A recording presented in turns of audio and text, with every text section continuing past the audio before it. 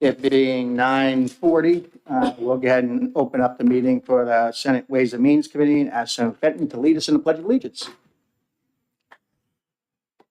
Pledge allegiance to the flag of the United States of America and to the republic for which it stands, one nation, under God, indivisible, with liberty and justice for all. All right. So I'd entertain a motion to go into executive session so we can discuss our open bills. It's been moved by Senator Murphy, seconded by Senator Rosenwald to go into executive session. All those in favor say aye. Aye. Opposed, nay. Ayes have it. We're in executive session. So we have 3 bills before us. My intention is to take up just 2 of them, leaving us 1 bill we'll have to meet on at the very end of the session, before crossover. The 2 bills I'd like to take up are Senate Bill, we'll discuss first Senate Bill 291.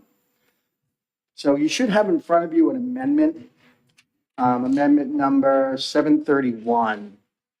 And so before we take a motion to either pass or ITL this bill, just want to have a discussion on the amendment on 291 to see where people are. If we have an agreement, then we'll move ahead with exec. If we think there needs to be some more modification, this bill is not an early bill. We don't have to rush it out. There's no FN on it. So we could hold it if someone else wants the amendment, something different. So what this amendment does is just put a cap on the number of units. The question was around a religious organization could, in theory, put up a 20, 40 unit housing complex at the back end of their property and it would be utterly and completely tax exempt. And I don't think that was the intent of the original bill. The original bill was talked about unused properties like parsonages where the minister no longer lives in the parsonage and they want to give it and allow the secretary to work there or the groundskeeper to live there. And some towns apparently, once the pastor was out of the building, viewed any other use of the building as a commercial private event and therefore subject to taxation. The parsonage that was previously tax exempt now became tax liable.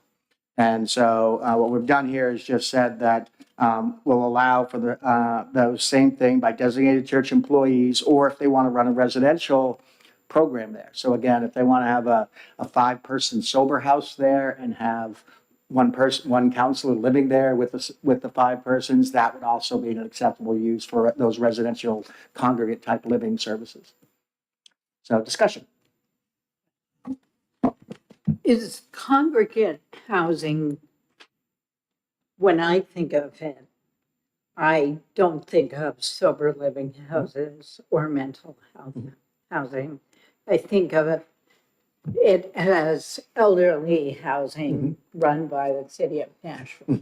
And so I'm wondering if congregate is defined somewhere in state law to include those uses. Thank you for the question. So congregate living is defined as basically dorms. That's what congregate living is. It's not a definition of what business purpose it's put to, but it's basically you have a room and a bed and everything else is a shared living space. That's the federal. I found it both in federal definition and legal definitions because I had the same question. I was trying to figure out how I could do this, whether I had to say beds versus full apartments and how to do that. And yet when I looked it up and I just using the congregate housing, it's a think college dormitory. That's congregate housing. I was thinking of, in terms of sober homes, when I visited the Liberty House. Right, the Liberty House is a congregate living center. They have a bunch of bedrooms, and then they have a shared kitchen and a shared bathroom and all of that. So that's also considered a congregate living. And so, a congregate housing unit could house 12, 15, 20 people, but it would be included in one of these 6 units. So again, the way I read it is, yes, it could. Mm-hmm. Again, the theory was they could have 5 person, one bedroom apartments for, well, not even apartments, just 1 bedrooms, okay. Right, with a bed and a dresser in it. And then one person could live there and have a shared housing experience for 6 people. Again, it could be someone who's going through alcoholism as a short-term treatment, could be a that kind of thing. So they still would be subject to all the other rules around congregate living and all that. You know, I don't know what the rules are around sober homes, but they'd still be subject to that. But we're just saying that using a parsonage for that purpose would be an allowed use, and it would be still non-tax because it falls underneath the treatment of the sick under the religious purpose. So, if I sober recovery housing takes any public money or federal money, they have to be certified, and there's a national standards. And that just doesn't touch that. It This is just talking about right. tax, for the purpose of taxation. We would allow a religious organization that is running up to 6 people or 6 units to still maintain their tax exempt status. And as far as the congregate housing going with sober homes, I run a sober home in the city of Manchester, and this was a big conversation in the city a couple of years ago regarding one of the sober homes and what they are deemed as congregate housing. But also, in my other hat, I run a nonprofit staffing agency, and I work with a very vulnerable population of people. And a lot of the people that come out of jail end up in congregate housing where they have some assistance to get them back on their feet. So all of that is, although they're receiving services and help, it is still considered congregate housing. So again, it doesn't protect them from any other rule around running a sober home or anything else. It strictly just says that for the purpose of taxation, where if we turn the parsonage into a 6-unit sober home, we're still going to maintain our non-tax status on that piece of property. So is everybody okay with the amendment? Do we think we want something else? All right. So I'd entertain a motion about a pass, and then we get it up. I'll make a motion to pass. It's been moved by Senator Sullivan to pass on Senate Bill 291, seconded by Senator Murphy. And I'll introduce, let's stop there. I'll introduce amendment number 731S. And if I get a second, Senator Lang's introduced amendment 731S and seconded by Senator Rosenwald. So again, we just talked about it. I think this is a reasonable accommodation to deal with everybody that maintains the tax status of the non-tax status of religious property, that allows them to also help with either, like I said, the groundskeeper or the secretary who needs a place to live. They could use an empty parsonage for that purpose and maintain it as long as an employee, or they could also run a sober type home and allow for that kind of function and maintain their non-tax status. So all those in favor of the amendment signify by saying aye. Aye. All those opposed, nay. The ayes have it. The amendment is adopted. We're now on the bill as ought to pass as amended. Any further discussion? Seeing none, all those in favor say aye. Aye. All those opposed say nay. The ayes have it, and the bill is adopted as amendment. And Senator Sullivan will take. Oh, I'm sorry. It's been moved consent. Is there a second? Second. Second by moved by Senator Rosenwald, seconded by Senator Sullivan to put on consent. All those in favor say aye. Aye. Ayes have it. All those opposed, nay. Ayes have it, and Senator Sullivan will take it out on consent. So the next bill I have is Senate Bill 83.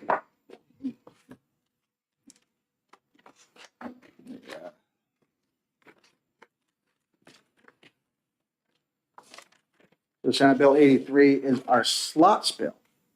And there is an thought I had. Can I present an amendment on this bill? No? Okay. Some reason I thought we had a different amendment. I know. All right. Again, so we'll just have a general discussion before we go. I know, so this bill, for the purposes of our charitable gaming facilities, would legalize regular slot machines. The condition in the conversation with lottery that I had was that concern in the charitable gaming commission that we held over the summer was this, what they call speed of play, right? How fast can you go from one game to the next game to the next game? We already have a version of this to historic horse racing, and we had slowed that down to deal with that responsible gaming issue. In historic horse racing, the machines don't run as fast as they could. They can do a lot more games per minute, but we have a slowdown built into it to force it. So so speaking with lottery, the idea was that slots versus HHR has a 12 to 18% increased overhead in HHR, which means that the state gets less money, the operator gets less money, the charity gets less money because of this overhead that gets taken out of the gross gaming revenues to pay for the operation. It's called a totalizer. By moving the slots, as long as we kept the same rate of play or speed of play, we're not increasing any responsible gaming, any addiction programs, because we've already dealt with that by slowing the gameplay down. So, and it was felt it was a good measure. So this bill just seeks to give the operators the opportunity to run regular slots that has less overhead, which means more revenue to the state, more revenue to the charities, and more revenue to education in this case. So in this bill, I put my conversation with various people when I was campaigning. The number one thing we all heard about was tax relief, was the fact that property taxes are too high. So in creating this new form of gaming, knowing that it's going to have a pretty significant impact in revenues, their revenues will go up. And that's a function of two things. It's a function of, it's a different type of game that people are more familiar with and they play it more often. And the second reason being is we're having a significant expansion of gaming within the state. I was just at the Nash last night. They had their grand opening. Over 1,000 machines were added into the state on for charitable gaming. And I will tell you again, driving through the parking lot, probably 75% of the cars from Massachusetts, and I'm happy to take Massachusetts money as they come into the Nash and play. That'll help with our education. So with that, is there any other discussion or questions? Murphy? I've got to be a hard no on this, and I want to be clear why. I have no objection, never have, to slot machines. I have no moral reason to oppose them. It's not my money. It's their money. They can do as they please with their cash. My problem primarily is the fact that it still limits the machines to the existing HHR grandfathered operators. I am cognizant of the fact that I took an oath to support the state constitution, which says that free and fair competition is an inherent right of the people. And a moratorium, a cap on the number of licenses, is incompatible with free and fair competition. I think a vote for this bill would go against that oath. I also want to say that the casino industry has proven themselves to be an adept at the old bait and switch. I'll give you two examples. One, the moratorium supposedly was so we could evaluate the effect on charitable gaming. And then it was extended. And mark my words, they will be back. When the moratorium expires, they'll be back to extend it again, probably permanently. They will protect their monopolies, their little monopolies, till the end of time, if they are allowed to do so. Number two, HHR is clearly a product designed to transition states like us that voted against slot machines repeatedly to slot machines. We had horse racing gaming in the state for a century. It's clearly designed to get us used to the idea of machines. And then, Mr. Chairman, you sat there and said, HHR are slot machines. We've already done it. It's the same game. And, you know, I like to think of myself as a smart guy, and I know we're getting played. And we've been played. So that's fine. I appreciate that lobbyists do their job well, and they're here to get us to tilt the table towards them. But I'm not going along with it this time. So I'm a hard no. Senator Roosevelt. Thank you. I'm a hard no, too, for a different reason. We have an addiction problem in this state, and we know from addiction medicine, and I'm going to talk about a study from 2023, a very large study, 15,000 people, observational study from Australia on the effect of slot machines on gambling addictions. And so there's one state, I guess it is, in Australia where there is only one casino that has slot machines. The rest of Australia, they're everywhere.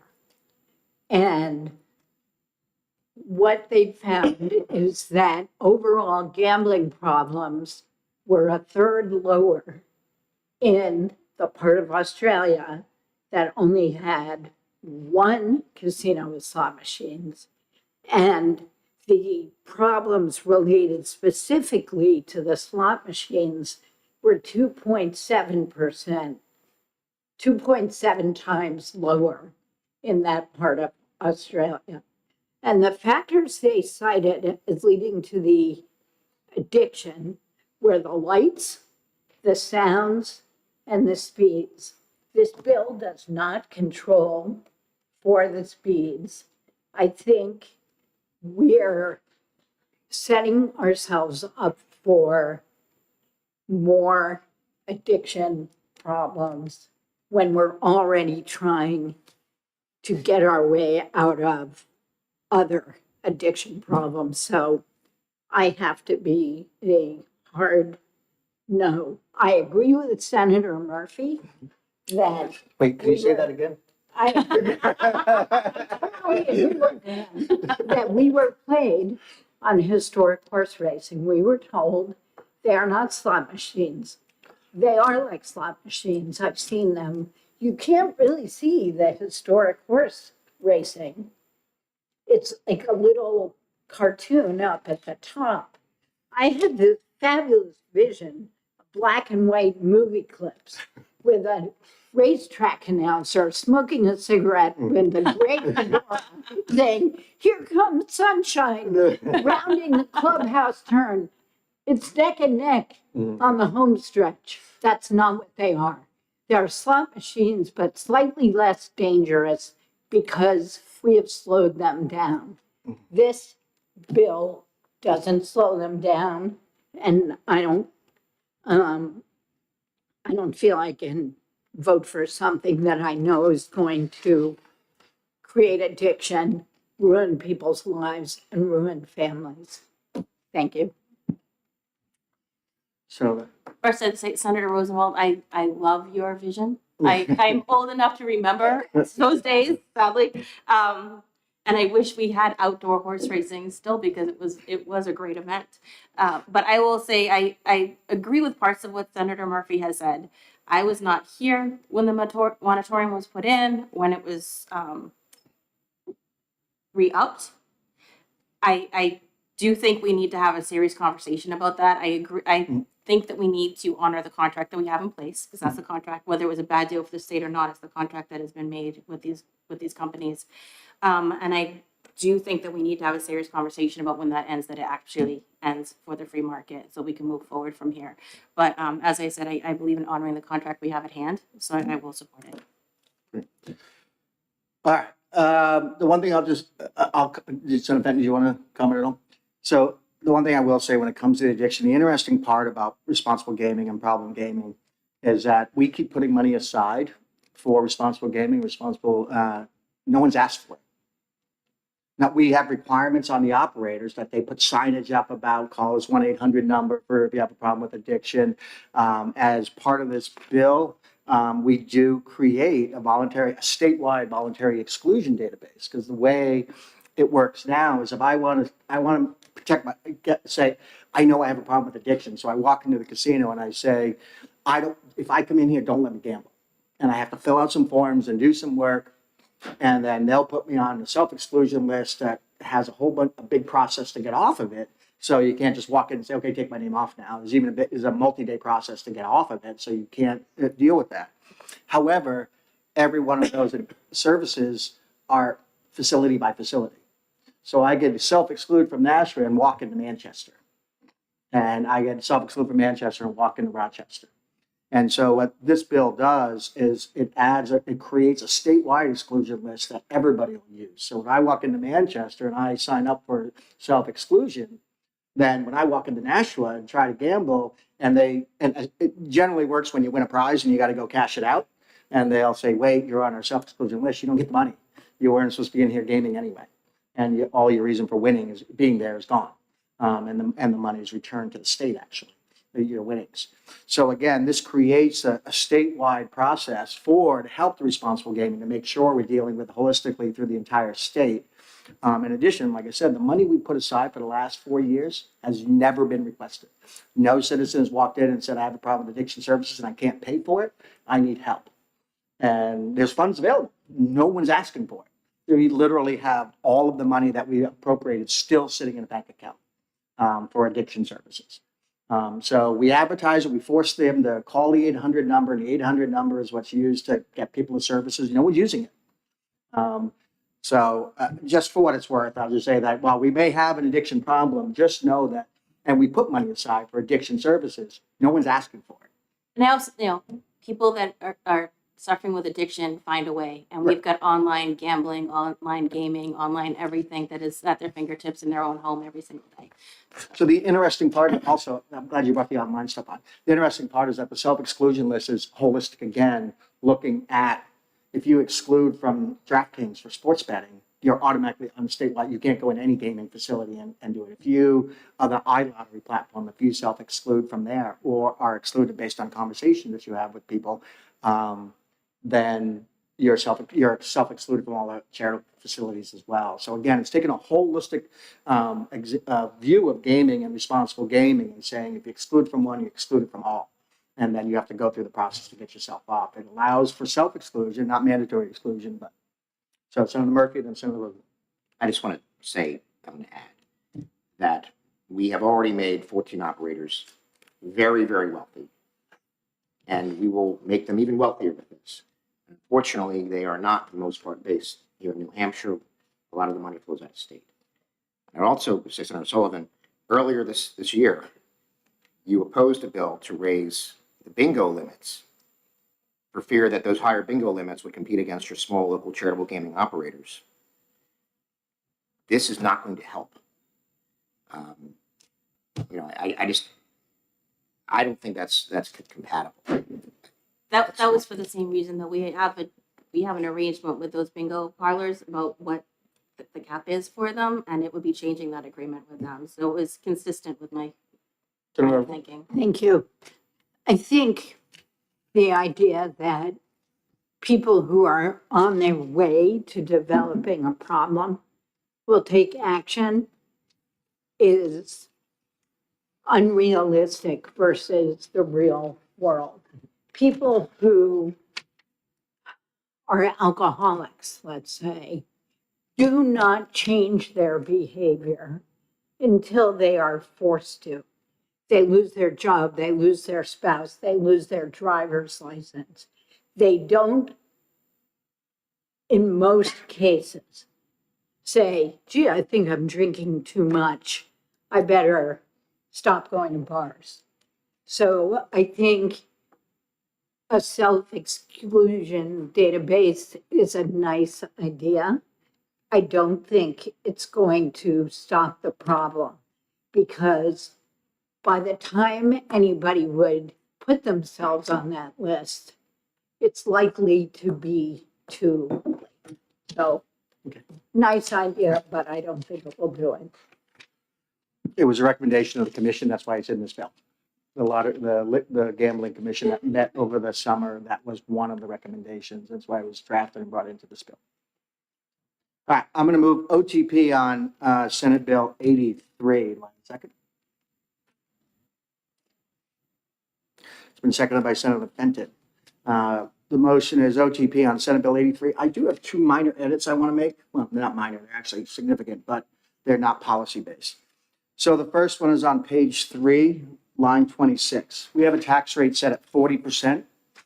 Our surrounding states are the closest one I think is Maine is 39%, so it's slightly higher. It's lower, and in Massachusetts is 49%. So I'd like to amend that to 35% to make New Hampshire competitive with all our surrounding states so that we have a slight advantage. So again, on line 26, where it says 40%, I want to change that to 35%. It would keep us a competitive advantage. Again, keep those people moving from Massachusetts up to New Hampshire, keep coming and give them more of a reason to come. Puts more money into the gaming side. And then the second change I'd like to do is on that same page, just above 18, line 18, where we have a wager amount of $25. So our table game wager on a per bet limit is $50. So I want to be and that's the same with our I think our scratch tickets as well. So I'd like to maintain a consistent maximum bet limit across the state of $50. So I'd like to move that 18 line not to be in excess of $50. So whether I go sit down on a blackjack table, I can bet $50. If I go over to a slot machine, I can bet $50. I can do either one. It's the same maximum bet. And I think by lowering the tax and raising the rate, it'll end up with a net neutral position for revenue. So that's my amendment I'd like to do, and I'm open for discussion on that amendment. All those in favor of the amendment, say aye. Aye. Aye. Those opposed, nay. No. So ayes have it, 3-2. Amendment is adopted. We're on to the bill as amended. Any further discussion? Seeing none, all those in favor say aye. Aye. Aye. All those opposed, nay. No. 3-2, the bill comes out, ought to pass as amended, and I will take it out, and I'm assuming consent isn't an option. I'm sure Senator. Speaking accordingly. So, all right. Last bill we have is 275. I'm going to hold that bill. It has some problems. I did talk to Senator Rosenwald. Again, being the Senate, we have some other options. This bill, I don't disagree with its premise. We have no amendment to it. And the issue is that it would literally take every commercial childcare center and make it tax-free, make it property tax excluded.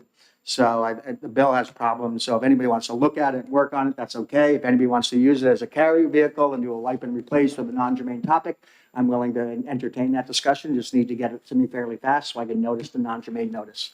But otherwise, we'll take it up at the last day we have to exec.